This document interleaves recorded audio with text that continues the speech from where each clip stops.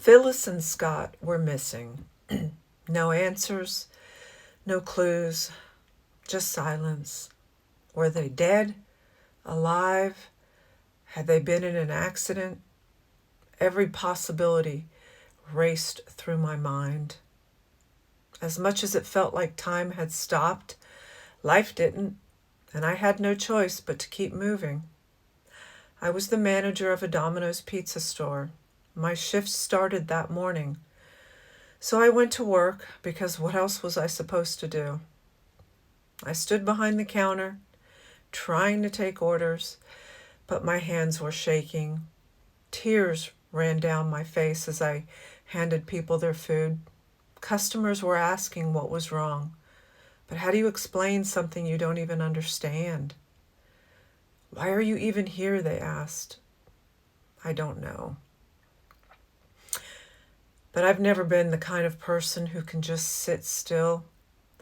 Doing something, anything, was the only way to keep my anxiety from swallowing me whole. By 11 a.m., I found someone to replace me, and just like that, I was gone. I got in my car and headed to Houston to pick up my brother. I wasn't alone when I left McAllen. My daughter and sister-in-law were with me.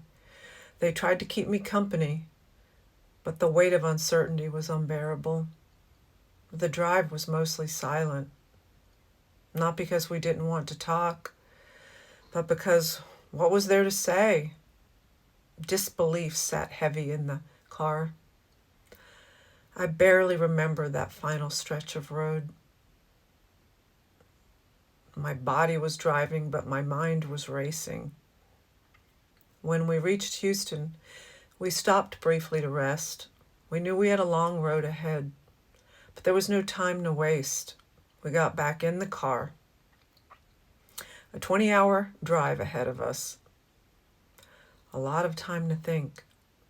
Too much time. I always loved North Carolina.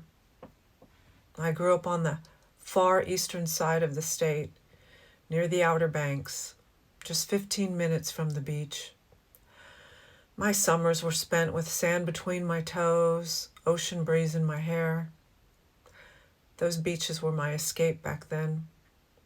Even now, they're some of my favorite beaches in the country, almost untouched, like stepping back in time.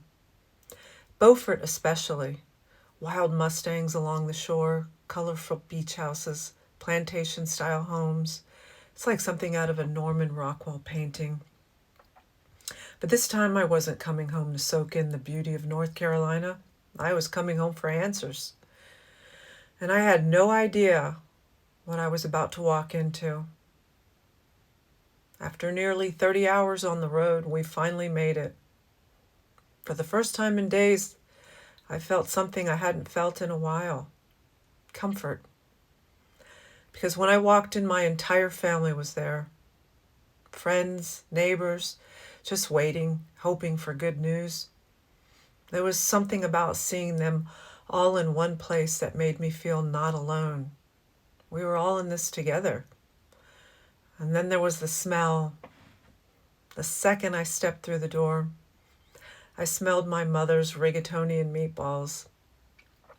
I had to laugh, because of course she was cooking. Italians don't need an excuse to cook. We cook when we're sad. We cook when we're happy. We cook because it's how we show love. There was food everywhere, more than we could ever eat. For a split second, it felt like a normal Sunday at home. Like everything was okay. But deep down, we all knew we weren't here for family dinner. We were here waiting, hoping, preparing for news we weren't ready for. And then my first dose of reality came. Scott had been found dead, curled in a ball, down a dirt road, just a few miles from the pawn shop where he worked. He was shot at close range. a single fatal blast to the side of his face with a sawed-off shotgun. And the nightmare was just beginning. Phyllis is still missing.